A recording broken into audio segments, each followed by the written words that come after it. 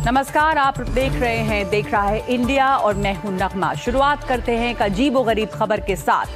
खबर आई है कि एक प्रेमी के शव के पास बैठकर प्रेमिका ने हल्दी लगाई, मंगलसूत्र पहना और कुमकुम से भरी अपनी मांग। प्रेम की ये कहानी हैरान करने वाली है। महाराष्ट्र के नांदेड़ में प्रेम का विरोध करने वाले लड़की के परिवार वालों ने लड़की के प्रेमी की बेरहमी से हत्या कर दी और हत्या के बाद मृतक प्रेमी के घर गई और अंतिम संस्कार से पहले अपने माथे पर सिंदूर लगाया। इस घटना ने पूरे इलाके में हड़कंप मचा दिया है।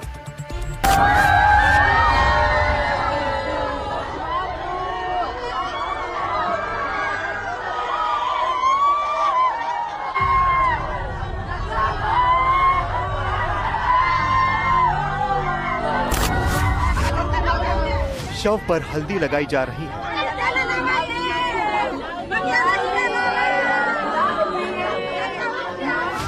माथे पर सिंदूर लगाया जा रहा है।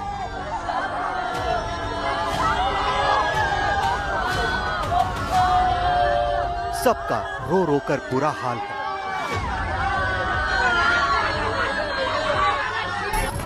प्रेमी की हत्या हो गई तो प्रेमिका ने शव के पास बैठ जिंदगी उसके प्रेम और याद में गुजारने की कसम ले ली।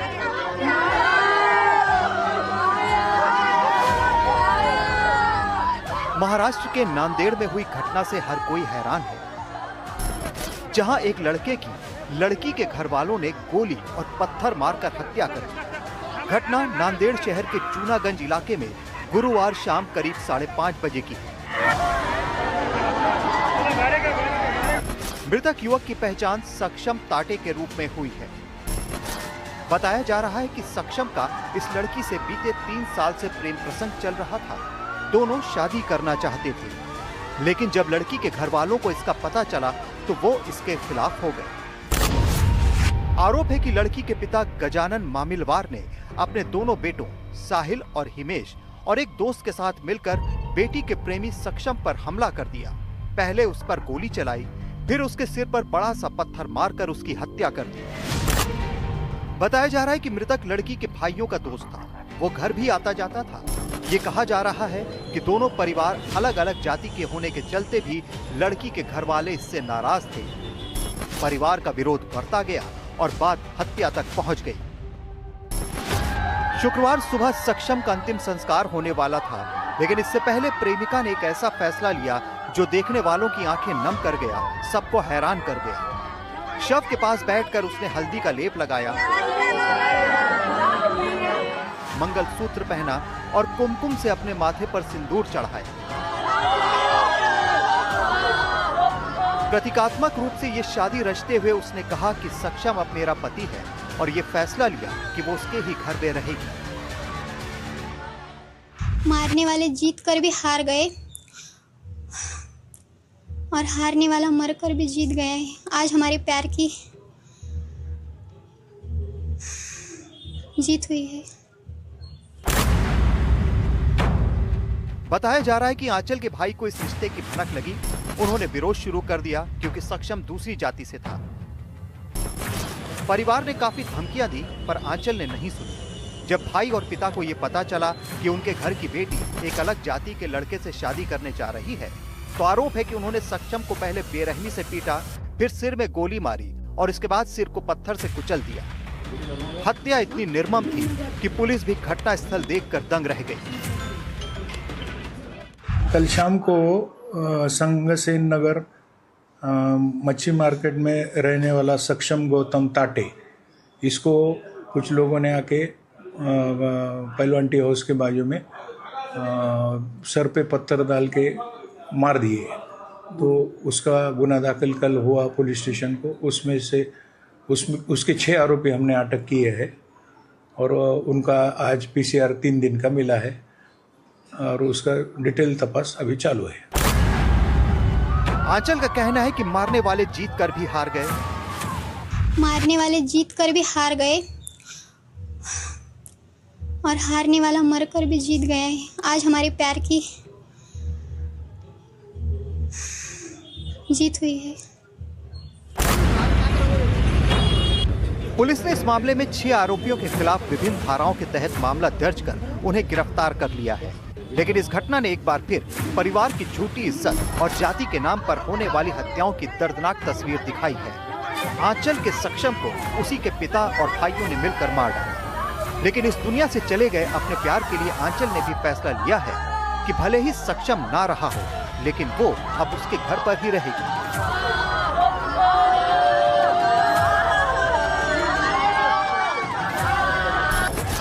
नांदेड़ से bureau report, NDTV India.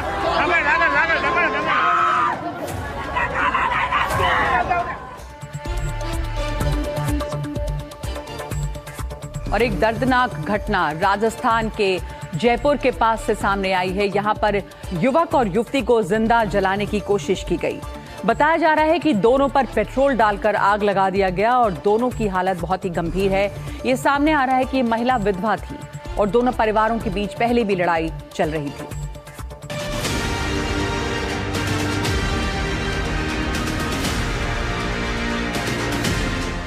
Petrol छिड़क कर लगा दिया। युवक युवती को जिंदा जलाने की कोशिश। जयपुर ग्रामीण में दूदू का बांडोलाव गांव।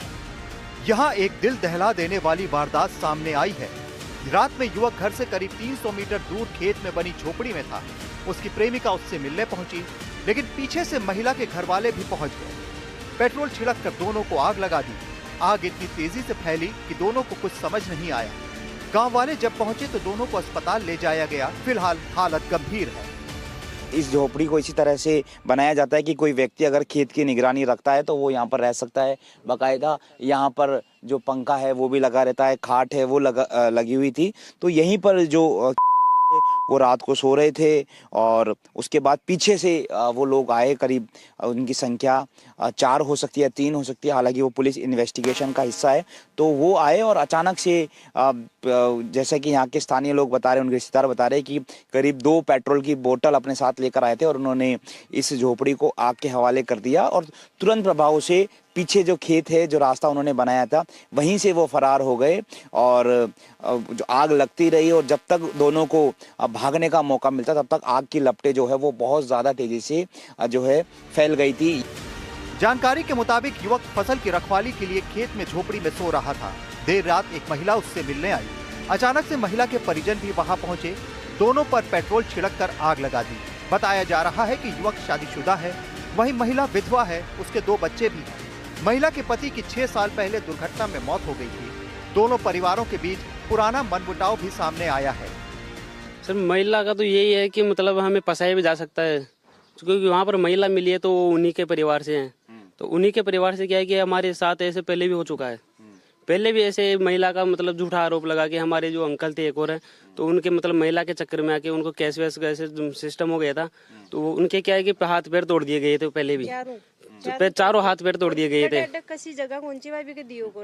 अब ये आके रात को 2 बजे तो मेरे भतीजे थे 2, वो दोनों लेन पलट के आ गए। वो तो घर आके सो गए, वो जाके झोपड़ी में सोया। रात को 2 बजे उन्हें हाथ जला दिया। ये कहा जा रहा है कि आरोपी खेतों की तार काटकर अंदर घुसे थे। घटना स्थल पर खेतों की फेंसिंग कटी मिली है, तारें बिखरी हुई हैं। पुलिस का अंदेशा है कि आरोपी इसी रास्ते से झोपड़ी में पहुंचे और पेट्रोल डालकर आग लगा दी। जांच में सामने आया है कि महिला के जेठ के लड़के और युवक की भतीजी ने भाग के शादी की। इसी के बाद से दोनों परिवारों में रंजिश शुरू हुई थी। इस दौरान दोनों परिवार में कई बार झगड़ा भी हुआ, लेकिन गांव के पंचों ने राजीनामा भी करवाया था। फिर भी हमारे को आके परेशान करते हैं वो। फिर मेरे एक बेटी थी, एक ही थी वो मेरे। जबरदस्ती उसने पता नहीं बोला चुकला के, सीधी सादी थी, बोली बाली थी, कोई ऐसा नहीं था, उसके भेदभाव नहीं था मतलब। तो उसको बेखा बेखू के वो ले गया उसका। फिर बाद में भी पहचाने कौन जल गई तो मैं कान पहचान था, मैं तो माँ खानी लेर भागता पहचाने कौन भाई कोई देखो देखो जाने कौन, कोई माँ का परिवार वाला कोई भी कौन जाने भी। बात फिर पुलिस वाला आया जब बन बताई जब भाई मैं गाँव की। माना जा रहा है कि महिला अक्सर युवक से मिलने जाती थी। ये बात उसके परिवार को पता थी और उस दिन वो उसके जाने का इंतजार कर रहे थे और साजिश पहले से रच चुके थे।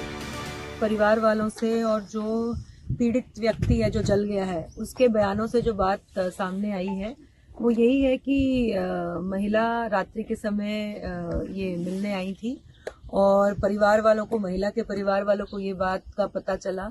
उन्होंने उसके पीछे पीछे आकर कुछ देर बाद जब ये आराम कर रहे थे तो उस समय पीछे से आके इसको आग लगा दी। तो ये उन्होंने अपने बयान में स्पष्ट 2 नाम लिए हैं और पुलिस ने बहुत ही फुर्ती दिखाते हुए और मामले की गंभीरता को देखते हुए दोनों को ही राउंड अप कर लिया है, अरेस्ट कर लिया है। घटना के बाद युवक 70% तक जल गया है, महिला करीब 45% तक झुलसी हुई है। एफएसएल टीम ने मौके से जली हुई सामग्री, तिरपाल के टुकड़े और दूसरे सैंपल जब्त किए हैं। पुलिस दोनों को पहले स्थानीय अस्पताल ले गई, जहां से उन्हें एसएमएस जयपुर रेफर कर दिया गया। वहीं इस घटना के बाद दोनों के परिवार एक दूसरे पर फंसाने का आरोप लगा रहे हैं। रंजिश तो कहीं साहब मागिल बच्ची चाहिए जो छोरा चली गई कोर्ट मैरिज कर ली तो मेलारो छोड़ दिया अभी भाई चलो चली गई छुट्टी कसो खत्म 2 साल होगी। 2 साल बाद में वंश कोई बातचीत कौन करी मांग बोला चला कौन सा बस आई चिरेंगे शोर का रहेंगे। गाँव में आपके पंचायत भी बैठी थी, फिर आपसे मारपीट भी की थी, मुकदमा नहीं दर्ज करने पर राजीनामा भी हुआ था। हाँ राजीनामा छोटे भाई का हाथ पैर तोड़ दी थी, माँ के एक छोटा भाई को हाथ पैर भी तोड़ने। वो रंजिश रचाई हुई है, वो सारी रची सारी एक नहीं 4 रचा चुकी है, पहली बार नहीं ये 4 राजी तीनों में छे नाकाम नहीं रहे, तीनों में नाकाम नहीं रहे और ये चौथी ओर साबित कर दी। इस घटना में पुराने झगड़े की बात सामने आ रही है, पुलिस जांच कर रही है, लेकिन फिलहाल युवक और महिला गंभीर हाल में अस्पताल में हैं, जिंदगी के लिए मौत से जंग लड़ रहे हैं। जयपुर ग्रामीण से दीपक, एनडीटीवी इंडिया। और अब खबर राजस्थान के झुंझुनू से है, जहां पर बदमाशों ने एक मोटर वर्कशॉप में पेट्रोल छिड़ककर आग लगा दी और इस आग में 18 गाड़ियां जलकर राख हो गई हैं। ये घटना बीती रात की है और इससे पहले भी बदमाश 24 नवंबर को यहां पर तोड़फोड़ कर चुके थे, लेकिन पुलिस में शिकायत के बाद भी कोई कार्रवाई नहीं हुई है और 29 तारीख को बदमाशों ने वर्कशॉप में आग लगा दी। बदमाशों ने लगाई आग, 18 कारें जलकर राख। मोटर्स वर्कशॉप में लगाई आग, पहले धमकी दी, फिर जला दिया मोटर्स वर्कशॉप। ये तस्वीरें राजस्थान के झुंझुनू की हैं, जहां 29 नवंबर की रात को बदमाशों ने एक मोटर्स वर्कशॉप में आग लगा दी।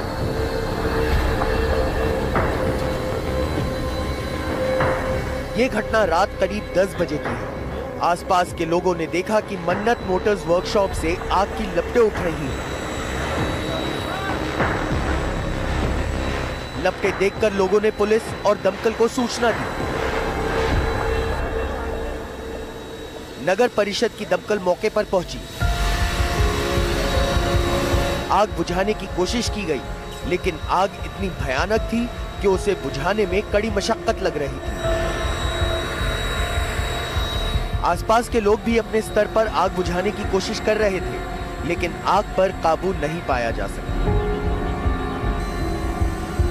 देखते ही देखते आग ने विकराल रूप ले लिया। वहां खड़ी गाड़ियों में पेट्रोल और डीजल था, इसलिए आग ज्यादा भड़क रही थी। इस दौरान रुक रुक कर धमाके भी हुए, जिससे पूरे इलाके में अफरा तफरी मच गई।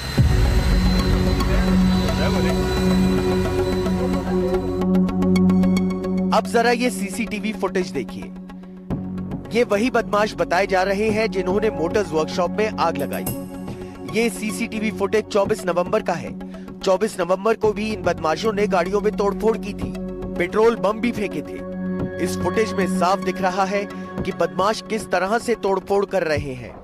पत्थर उठाकर गाड़ियों के शीशे तोड़ रहे हैं। अभी तक कोई कार्रवाई नहीं हुई। मोटर्स वर्कशॉप के संचालक नासिर राठौड़ ने बताया कि उन्होंने 24 नवंबर को इस घटना की शिकायत पुलिस स्टेशन में की थी, लेकिन पुलिस ने कोई कार्रवाई नहीं की तो बदमाशों के हौसले बढ़ गए और उन्होंने 29 नवंबर की रात को इस मोटर्स वर्कशॉप में आग लगा दी। पेट्रोल पंप फेंके थे, उसकी फुटेज सीआई को कोतवाल को दे दी थी। उसके बाद में डिप्टी साहब को दिए थे। उसके बाद में 2 दिन का टाइम मांगा था और 2 दिन में हम ऐसे कर लेंगे। और कोतवाल यह बात बोलता है जाते थे, हाँ देख रहे हैं कर देंगे, 2-3 दिन में करेंगे, 2-3 दिन में करेंगे। अभी तक कोई कार्रवाई नहीं हुई। पहले तो बाईपास उसने मेरे दोस्त है मित्र इमरान बारू, उसकी गाड़ी के शीशे फोड़े थे, बाकायदा फुटेज दी थी और दी थी। उसके बाद में अभी तक मतलब करेंगे 2-3 दिन में, और ये 2-3 दिन में नतीजा आपके सामने जल के 30 गाड़ियों का राख हो गया। इसकी जिम्मेदारी कौन लेता है? प्रशासन लेगा, कौन लेगा? 3 फायर ब्रिगेड की गाड़ियों ने करीब 1.5 घंटे की मशक्कत के बाद इस मोटर्स वर्कशॉप में लगी आग पर काबू पाया। आरोप है कि घटना को चुरू बाईपास रोड निवासी अनिल कुमावत और उसके साथियों ने अंजाम दिया, जिसे लेकर 25 नवंबर को कोतवाली थाने में रिपोर्ट दी गई थी। 10-12 जना का ग्रुप है, पूरे तो कैमरे तोड़े हैं। 10-12 दिन पहले भी मैंने सीआई साहब को परसों भी जाके आया था कोतवाली, तब भी बोला था कि ये शक है मेरे को आधार पे, जो फुटेज है, फुटेज में देखेंगे 2-4 दिन का टाइम, तो 2-4 दिन का टाइम में ये होगा। इसमें तो वो तो मैं बता दूंगा, 2-4 जना का तो नाम पता है। विनोद है, विनोद का भाई है अनिल का है सुनील, 3-4 तो ये है, एक लील ग्रो का छोरा है और 5-7 और भी। शुरुआती जानकारी में सामने आ रहा है कि आपसी रंजिश के चलते मोटर्स वर्कशॉप में आग लगाई गई है। पुलिस अब आरोपियों को ढूंढने की कोशिश में लगी हुई है, लेकिन प्रशासन भी सवालों के घेरे में आ गया है, क्योंकि जब इन बदमाशों की शिकायत 24 तारीख को ही की जा चुकी थी, तब इनको पकड़ा क्यों नहीं गया? इस शिकायत को लेकर कोई कार्रवाई क्यों नहीं की गई? अगर पुलिस पहले ही कार्रवाई कर लेती तो बदमाशों के हौसले इतने बुलंद ना होते। Bureau report, NDTV India. और आइए अब दिखाते हैं आपको एक खबर दिल्ली से, जहां पर एक बार फिर से रफ्तार का कहर देखने के लिए मिला है। और ये खबर है दिल्ली के वसंत कुंज इलाके की। साउथ दिल्ली का वसंत कुंज इलाका, यहां पर एक तेज रफ्तार मर्सिडीज गाड़ी ने 3 लोगों को टक्कर मार दी, जिसमें से एक की मौत हो गई। पुलिस ने कार चालक को हिरासत में ले लिया है। फिर दिखा तेज रफ्तार का कहर। मर्सिडीज ने मारी 3 लोगों को टक्कर, एक की मौत, 2 घायल। तेज रफ्तार मर्सिडीज ने ली जान। दिल्ली का वसंत कुंज इलाका, एम्बियंस मॉल के ठीक सामने एक तेज रफ्तार मर्सिडीज का कहर देखने को मिला। इस मर्सिडीज कार ने 3 लोगों को जोरदार टक्कर मार दी। इन 3 लोगों में से एक की मौके पर ही मौत हो गई, 2 गंभीर रूप से घायल हैं। पुलिस के मुताबिक मर्सिडीज कार चला रहे शख्स का नाम शिवम है और वो 29 साल का है। घटना के समय वो अपनी पत्नी और बड़े भाई के साथ मर्सिडीज गाड़ी चला कर आ रहा था। ये सभी लोग एक शादी से लौट रहे थे, तभी गाड़ी एक डिवाइडर से टकराई।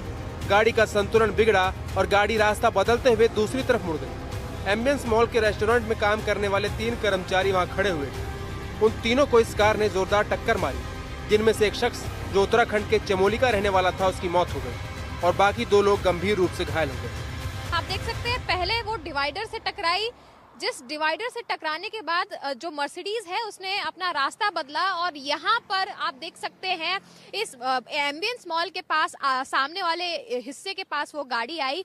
इधर से होती हुई जो गाड़ी है वो बाहर की तरफ गई। आपको सड़कों पर टायर के मार्क्स भी अभी नजर आएंगे। हादसे के वक्त मर्सिडीज गाड़ी की रफ्तार इतनी तेज थी कि माइलस्टोन को तोड़ते हुए निकल गई। एक खंभा पूरी तरह से इस टक्कर से उखड़ गया और आसपास काफी नुकसान हो गया।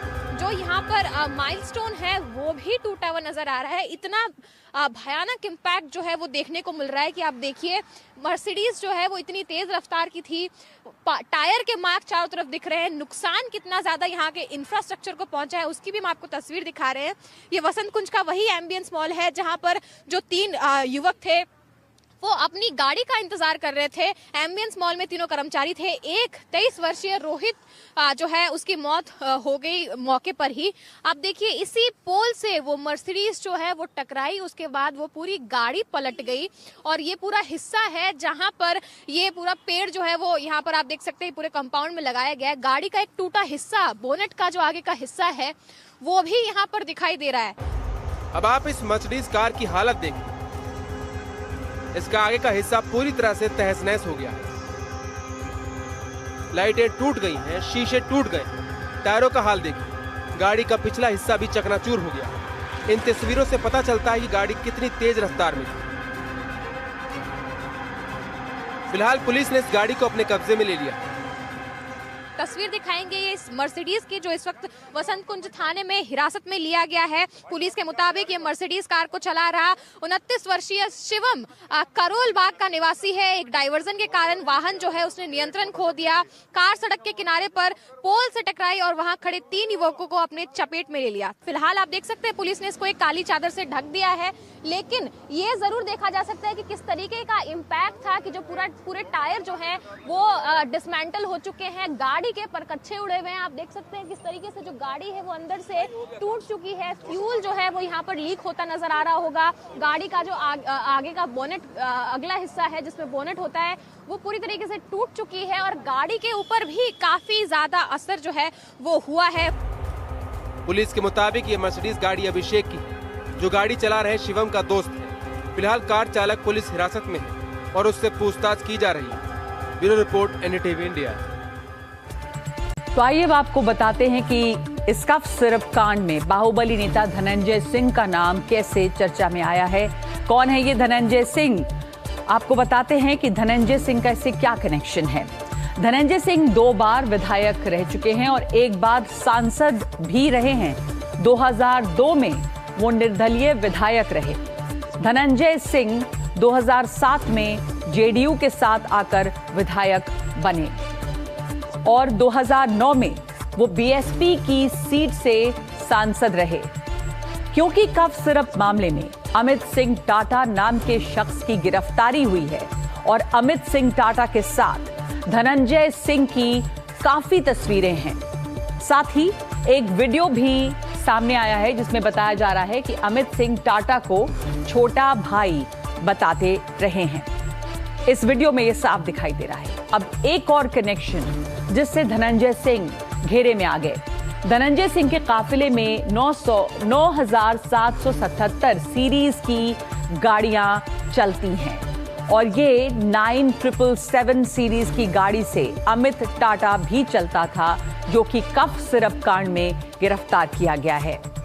यूपी 9777 का नंबर धनंजय सिंह की गाड़ियों पर देखा गया है और जब अमित सिंह टाटा की गिरफ्तारी हुई तो फिर एसटीएफ को अमित सिंह टाटा से फॉर्च्यूनर मिली।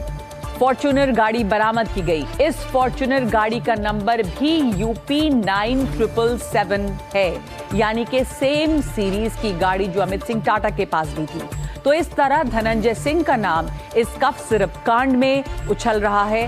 हालांकि उन्होंने सोशल मीडिया पोस्ट पर इस मामले को लेकर सफाई दी है और कहा है कि इस मामले की जांच सीबीआई करे। दिल्ली में गिरफ्तार 3 आतंकियों को लेकर दिल्ली पुलिस की एक प्रेस कॉन्फ्रेंस हो रही है। इस वक्त खबर आ रही है कि दिल्ली में 3 आतंकी पुलिस ने गिरफ्तार किए हैं। Pramod Kushwaha, additional commissioner special cell, इस वक्त मीडिया से बात कर रहे हैं। दिल्ली पुलिस स्पेशल सेल ने 3 से ज्यादा आतंकियों को गिरफ्तार किया है। ये तीनों आतंकी आईएसआई के संपर्क में बताए जा रहे हैं। शहजाद भट्टी से जुड़े थे ये तीनों आतंकी, ये भी बताया गया है। आरिफ नाम का आतंकी बिजनौर से गिरफ्तार किया गया है। एमपी, फिरोजपुर और बिजनौर से गिरफ्तारियां हुई हैं इन तीनों आतंकियों की।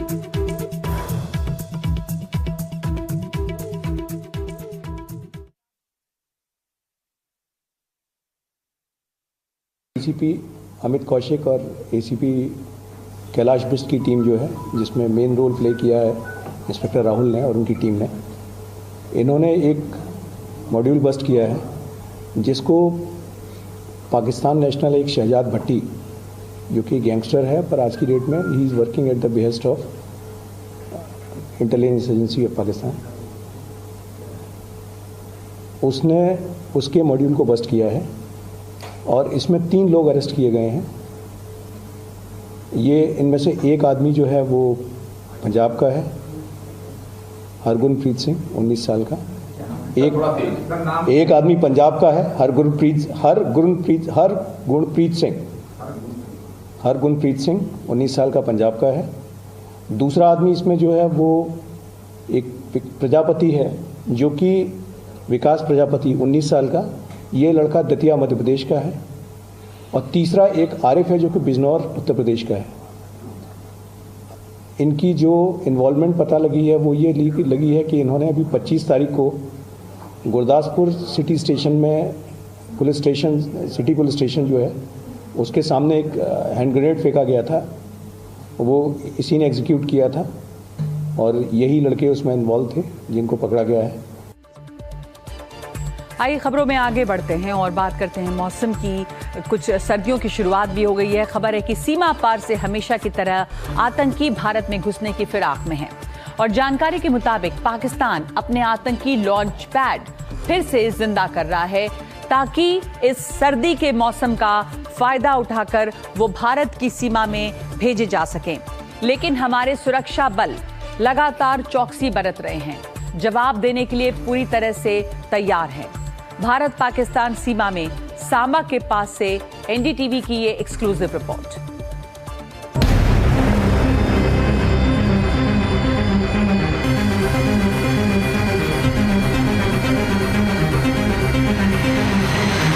इस बार बचे कुछ और तबाह कर देंगे।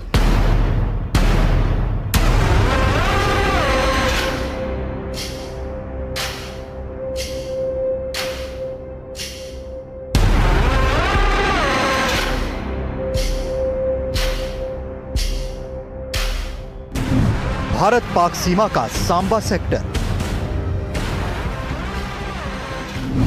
सीमा के पार आतंकी लॉन्च पैड तैयार। सीमा के इस पार हमारे जवान तैयार। सर्दियां शुरू हो चुकी हैं, लेकिन सीमा पर हमारे जवान और भी चौकन्ना हैं। दिन रात गश्त जारी है। खबरों के मुताबिक पाकिस्तान की सीमा में फिर से आतंकी लॉन्च पैड सक्रिय हो रहे हैं ताकि मौसम का फायदा उठाकर वो भारत में घुसपैठ कर सके। ये भारत पाक सीमा का सांबा सेक्टर है और यहाँ चौकसी बढ़ा दी गई है। ये देखिए पूरा एक एक चप्पा, एक एक इंच पूरी तरह से यहाँ पे स्कैन कर रहे हैं, पूरी तरह से छान रहे हैं। सर्च चल रही है, पेट्रोलिंग चल रही है। ये देखिए बांध का इलाका है क्योंकि उसके पार जो है फेंस है, उसके आगे जो है दुश्मन बैठा है। दुश्मन की अक्सर नजर रहती है कि कहीं से भी कोई भी उन्हें मौका लगे तो यहाँ आतंकवादियों की घुसपैठ करा सके। और यहाँ पे आप देखिए समय ये पेट्रोलिंग चल रही है। जानकारी के मुताबिक पाकिस्तान में आतंकी लॉन्च पैड सीमा के साथ साथ बनाए जा रहे हैं। जो पहले बर्बाद कर दिए गए थे उन्हें फिर से जिंदा करने की कोशिश हो रही है। जानकारी के मुताबिक ये लॉन्च पैड पाकिस्तान के अनायतपुर, बड़ा भाई, मसरूर, सुखमत, चक अमरूब, रामरी, जंदियाला, जफरवाला, हरपाल, सरवाल, सायलकोट और नरोवाल में तैयार किए जा रहे हैं। ये सारी जगह भारत के जम्मू, सांबा और कठुआ सेक्टर्स के सामने पड़ती हैं। सीमा के दूसरी ओर इन लॉन्च पैड का इस्तेमाल पाकिस्तान में पल रहे आतंकी करते हैं। जैश और लश्कर के आतंकी यहाँ प्लानिंग करते हैं और भारत के खिलाफ साजिश रचते हैं। सीमा पर बीएसएफ के जवान हाई अलर्ट पर हैं। इनके हाथ में गन है, सर्वेलांस गैजेट है। शाम को गश्त और तेज हो जाती है। ये देखा गया है कि सीमा के पार से टनल बनाकर आतंकी आते हैं। ऐसी टनल्स को ढूंढने के लिए मशीनों का इस्तेमाल किया जा रहा है। जगह जगह स्कैन किया जा रहा है। ये बीएसएफ की एंटी टनल एक्सरसाइज चल रही है। पिछले कुछ सालों में हमने देखा है कि किस तरीके से पाकिस्तानी आतंकवादियों को टनल के द्वारा जम्मू कश्मीर में घुसपैठ करवाते हैं। यही एक वजह है कि सर्दियों का दिन है और यहाँ पे एंटी टनलिंग एक्सरसाइज जारी है। और देखिए किस तरीके से ये सरिये के साथ ये देख रहे हैं कि कहीं कोई कैविटी तो नहीं। पूरी तरह से ये चप्पे चप्पे को छान रहे हैं क्योंकि पिछले 10 सालों में 2 दर्जन के करीब जो है टनल जो है यहाँ पे डिटेक्ट हुए हैं। और पुलवामा जो अटैक हुआ था, बताया जाता है उमर फारूक भी सांबा सेक्टर से ही इन्फिल्ट्रेट करके, टनल द्वारा इन्फिल्ट्रेट करके पुलवामा के इलाके में गया था और उन्होंने ये जो है पुलवामा बॉम्बिंग प्लान की थी जिसमें 40 के करीब सीआरपीएफ के जवान शहीद हो गए। ये एक वजह है कि हमारे जो बीएसएफ के यहाँ पे जवान है कोई भी चांस नहीं लेना चाहते। ये देखा गया है कि आतंकी अक्सर आकर जंगल में छिप जाते हैं, इसलिए यहाँ पेड़ों की छटाई भी की जा रही है। साथ ही ये भी देखा जा रहा है कि कहीं ड्रोन से कोई हथियार तो नहीं फेंके गए। यहाँ पे पिछले दिनों से कोई ड्रोन मूवमेंट भी देखी गई है कि ड्रोन के द्वारा कोई हथियार तो नहीं ड्रॉप किया जा रहा है। उस हथियार पे भी नजर रखी जा रही है। यही वजह से एक चप्पे चप्पे को पूरी तरह से खंगाला जा रहा है, पूरा सर्च किया जाता है हर दिन। ये इनके लिए एक रूटीन एक्सरसाइज है क्योंकि इसी वजह से जो है हमारी सरहद जो है सेफ है। पुरुषों के साथ महिला सुरक्षा कर्मी भी मौजूद हैं। सीमा पर मौजूद ये महिला योद्धा देश के लिए प्रेरणा है। पेट्रोलिंग पार्टी की बात करेंगे तो ये पेट्रोलिंग पार्टी एक हिसाब से खास है क्योंकि खास इसलिए क्योंकि इस पेट्रोलिंग पार्टी का जो हिस्सा है उन्हें कहते हैं women warrior of Samba sector, क्योंकि इन्होंने छट्टी का दूध याद करा दिया था पाकिस्तान को ऑपरेशन सिंदूर के टाइम। पाकिस्तान की साजिशों को नेस्तनाबूद करने के लिए बीएसएफ ने कई कदम उठाए हैं। सीमा पर गश्त बढ़ा दी है, एंटी टनल ड्राइव चलाई जा रही है, विस्फोटकों और आईईडी की तलाश की जा रही है, ड्रोन्स की तलाश के लिए सर्च ऑपरेशन हो रहे हैं। इन सब के अलावा इनकी उंगलियां बंदूक के ट्रिगर पर हैं, निशाने पर वो आतंकी जो सीमा पार से आने की कोशिश कर रहे हैं। किस तरह से तैयारी है आपकी? हमेशा सतर्क रहते हैं, अलर्ट मोड में है। जैसे ऑपरेशन सिंदूर में हमने देखा कि बहुत सारे आपने उनके बंकर तबाह कर दिए थे, अगर दोबारा जरूरत पड़ी तो तैयार हैं? बिल्कुल सर, इस बार बचे कुछ और तबाह कर देंगे। भारत की ओर से संदेश साफ है कि जब भी पाकिस्तान की ओर से किसी प्रकार की हरकत की जाएगी तो उसे उसी की भाषा में जवाब दिया जाएगा। सूत्रों के मुताबिक सर्दी बढ़ने पर अंतर्राष्ट्रीय सीमा और एलओसी पर घुसपैठ कराने के इरादे से पाकिस्तान में लॉन्चिंग पैड पर कई आतंकियों को रखा गया है। ऐसे में पैनी नजर रखी जा रही है। जवान आधुनिक हथियारों के साथ सतर्क है। सांबा सेक्टर से प्रदीप दत्ता, एनडीटीवी इंडिया। और अब खबर उत्तर प्रदेश के श्रावस्ती से, जहां फिर भेड़िए का आतंक देखने को मिल रहा है। शुक्रवार की रात को एक मां की गोद में सो रही 10 महीने की एक बच्ची को भेड़िया उठाकर ले गया। अगले दिन सुबह खेत में उस बच्ची का आधा शव बरामद हुआ और पूरे इलाके में इस घटना के बाद से एक अजीब सी दहशत फैली हुई है।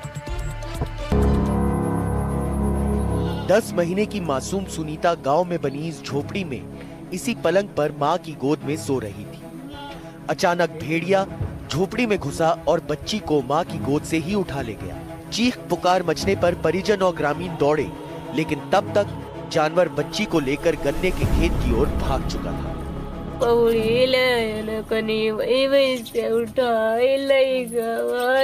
दादा गोदी में से उठा ले गया है ना? हाँ, जाने नहीं पाए नहीं रे दादा। हतवा हमारे सही धारा रनिय को हमारे उठाई ले के रे दादा। अच्छा, आप लोगों को जानकारी कब हुई? 12 बजे 12:30 बजे उठल है रे दादा। ये उठी तभी देखे 10:30 बजे हम सुबह नहाई रे दादा। जब तलाश की गई तो बच्ची का शव घर से लगभग 100 मीटर दूर गन्ने के खेत में मिला। शव की बुरी हालत थी, शव का आधा हिस्सा गायब था। रात 1:45 बजे अपने माँ के पास बच्ची सो रही थी। किसी भेड़िया या कोई जानवर पहुँचे, उठा ले गए। उसके बाद आधे घंटे के बाद जान पाए, तब जा करके हेरे लागे तो गन्ना के खेत में वो खा रहा था। और जब उसको पाए तो मृत के समय पाए, जिंदा नहीं थी बच्ची। बच्ची की उम्र क्या थी? बच्ची की उम्र लगभग 10 महीना। घटना की सूचना मिलते ही वन अधिकारी अपनी टीम के साथ मौके पर पहुंचे। अधिकारियों ने घटना स्थल का निरीक्षण किया और गांव वालों को इस जानवर के प्रति सतर्क रहने की सलाह दी। वन विभाग ने गांव और आसपास के इलाकों में सुरक्षा और निगरानी बढ़ा दी है। मासूम की दर्दनाक मौत से गांव वालों में भारी रोष और दहशत का माहौल है।